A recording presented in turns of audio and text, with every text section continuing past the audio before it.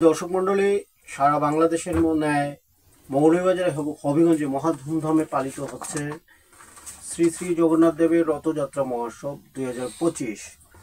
আর এই রথযাত্রাকে কেন্দ্র করে নানা অনুষ্ঠানে মুখরিত হবিগঞ্জ এবং মৌলভীবাজার। শুধু দর্শক মণ্ডলী, শ্রী শ্রী সচিমাতা স্মৃতিতীর্থধাম বড়গাঁও বিশাল আয়োজনে এবারে রথের বর্ণাঢ্য র্যালির আয়োজন করেছে এবং সেখানে শ্রী শ্রী সর্বেশ্বর গোবিন্দ দাস ব্রহ্মচারী অধ্যক্ষ শ্রী সচিমাতা স্মৃতিতীর্থধাম, যার নেতৃত্বে বিশাল হাজার হাজার ভক্তদের ঢলে সমাহিত হয়েছে পুরো বাহুবল উপজেলা মিরপুর। আমরা দেখতে পাচ্ছি যে বিশাল র্যালি, যেখানে হাজার হাজার আবাল বৃদ্ধ বনিতা নারী পুরুষ ভক্তদের সমাগম এবং সারা হবিগঞ্জ মৌলভীবাজারের সকল ভক্তদের ভিড়ে মুখরিত হয়ে আছে সচিমাতা স্মৃতিতীর্থধাম এবং আশপাশের এরিয়া। হাজার হাজার ভক্তরা কড়া নিরাপত্তা, পুলিশ নিরাপত্তা, জনপ্রশাসনের সার্বিক সহযোগিতায় এই রথটি নিয়ে সচিমাতা স্মৃতিতীর্থধাম থেকে হাজার হাজার ভক্তরা হাতি ঘোড়া দিয়ে আমরা দেখতে পাচ্ছি যে রথটি টেনে নিয়ে যাওয়া হচ্ছে এবং সেখানে নানা রকম উলুধ্বনি, শঙ্করধ্বনি সহ ঢাকঢোল পিটিয়ে হাজার হাজার ভক্তরা মিরপুরের উদ্দেশ্যে রওনা হয়েছে রথটি নিয়ে অতি সুন্দরভাবে।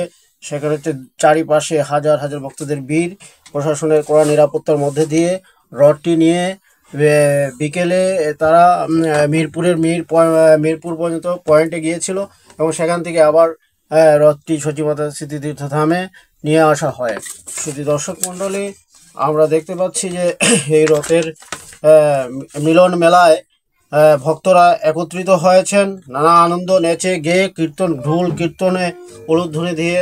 আমরা দেখতে পাচ্ছি যে রথটি নিয়ে আবারও তারা অতি আনন্দে নৃত্য করতে করতে যাচ্ছেন এবং আমরা আজকের এই 27 জুন শুক্রবার হয় এখানে প্রচুর ভক্তদের ভিড় এবং তারা জগন্নাথ দেবের কৃপা লাভের দৃষ্টিতে অনেকে দড়ি টানছেন এবং তারা এই জগন্নাথ দেবকে অত্যন্ত আনন্দের সহিত তারা নিয়ে যাচ্ছেন।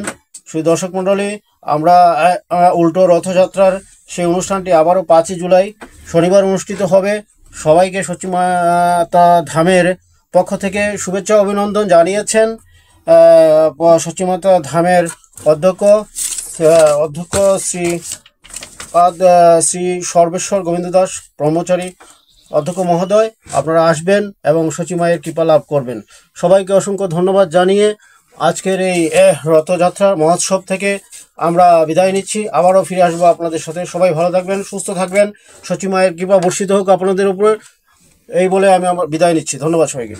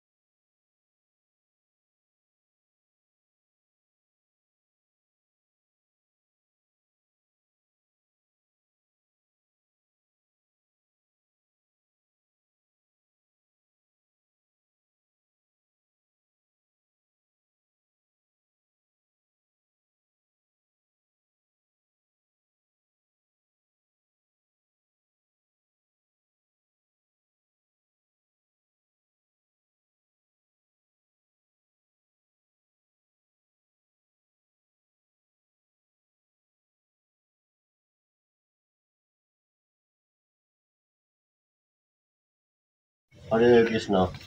জয় শ্রীকৃষ্ণ চৈতন্য প্রভু নিত্যানন্দ শ্রী অদ্বৈত গদাধর শ্রীবাসাদি গৌরভক্তবৃন্দ। হরে কৃষ্ণ কৃষ্ণ কৃষ্ণ হরে হরে, হরে রাম রাম রাম হরে হরে। হরে কৃষ্ণ। সচিমাতা তীর্থধামের পক্ষ থেকে সবাইকে আন্তরিক শুভেচ্ছা, হরে কৃষ্ণ শুভেচ্ছা। সবাই সচিমাতা তীর্থধামের নিমন্ত্রণ গ্রহণ করবেন। আগামীকাল রথযাত্রার উপস্থিতি চলতেছে, আপনারা সবাই জানেন। এই সচিমাতা তীর্থধামের ক্ষুদ্র একজন সেবক হিসাবে সচিমাতা ধামে দীর্ঘ অনেকদিন যাবৎ থাকার প্রয়াস করতে পারতেছি। এই জন্য আজকে আপনার সবাইকে নিমন্ত্রণ দেওয়া সেই সাহস করতে পারতেছি। এই জন্য সবাইকে নিমন্ত্রণ, আপনারা আসবেন। তো সচিমাতা তীর্থধামে কেন আসতেছেন বা রথযাত্রা উপলক্ষে কিরকম প্রস্তুতি চলতেছে, এই বছর সচিমাতার কৃপায়, এই নিতাই গৌরীর কৃপায়, গুরু মহারাজের কৃপায় আমাদের খুব সুন্দরভাবে প্রস্তুতি চলতেছে। কারণ যত প্রকারের বাধা বিঘ্ন আসিল, প্রত্যেকটা বাধা বিঘ্ন পেরিয়ে এখন জগন্নাথ দেব মাঠে নামছেন পরিক্রমায়। যথাযথভাবে সেটা এই সাকসেস করবেন, সেটা আমরা আশা করছি। আর সচিমাতা ধামে যে আপনারা আসবেন, আসার কারণটা কি, লক্ষ্যটা কি?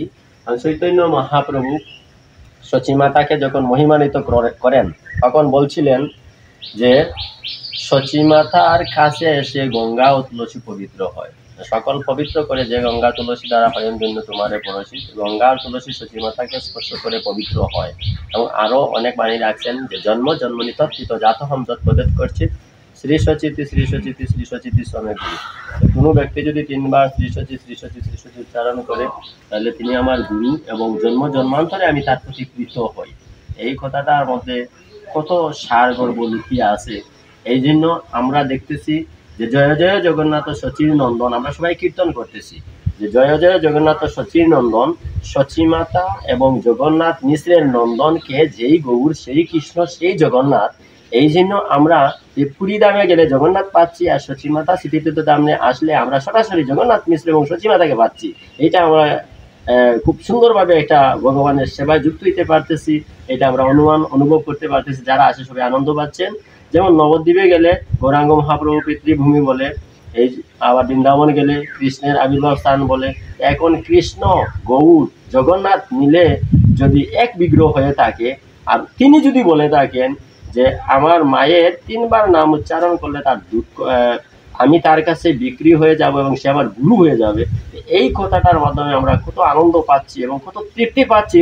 আপনারা আসলেও তৃপ্তি পাবেন, এবং যারা আসতেছেন তারা এমন কেউ বাদ নেই সেখানে পরিতৃপ্ত লাভ করতে পারতেছে না। যদি ভক্তি সহকারে আসা হয়, ভক্তির মূল্যে অনেক কিছু পাওয়া যায়। আর যদি বিপরীত কিছু নিয়ে আসা হয়, তার বিপরীত ফলটা পাওয়া যায়। এই জন্য আপনারা সবাই সচিমাতা ধামে আসবেন। হরে কৃষ্ণ। তাই গৌর সচিমাতা প্রভুপাদ গুরু মহারাজ হরে কৃষ্ণ। সচিমাতা জগন্নাথের সচিমাতা মহাপ্রভুর দলে বুঝছেন। রথ সম্পর্কে কিছু কইন না দর্শনার্থীদের। হ্যাঁ কইন। হ্যাঁ, আমরা দর্শনার্থীদের উদ্দেশ্যে বলছি, দর্শনার্থীদের উদ্দেশ্যে বলছি, আপনারা আসুন। আমরা বাংলাদেশে একটা তীর্থস্থানে যদি আমরা রথযাত্রা অংশগ্রহণ করতে পারি, ভগবান শ্রী শ্রী জগন্নাথ দেবের বলদেব সুভদ্রা মহারানীর আমরা যদি রথে দড়ি টান দিতে পারি তীর্থস্থানে, তাহলে আমরা অনেক অনেক ভাগ্যবান বলে মনে করতে পারি। কারণ তীর্থস্থান হচ্ছেন ভগবানের আলয়। সেই স্থানে ভগবানকে ভগবানের সঙ্গ পাওয়া, ভগবানকে সঙ্গ পাইয়ে আমাদের জীবনটা অনেক ধন্য হতে হবে। তাই আশা করছি তীর্থযাত্রীগণ যারা যারা দর্শনার্থীরা আছেন আসবেন, কৃপাপূর্বক এসে সচিমাতা মাকেও দর্শন করবেন। সেই সাথে তার পুত্র শ্রী শ্রী জগন্নাথ দেব সাক্ষাৎ স্বয়ং ভগবান, কলিযুগের ব্রহ্মরূপ, স্বয়ং ভগবানের রূপ জগন্নাথ দেব, ওনাকে দর্শন এবং ওনার সেবা করে এই জীবন ধন্য করি।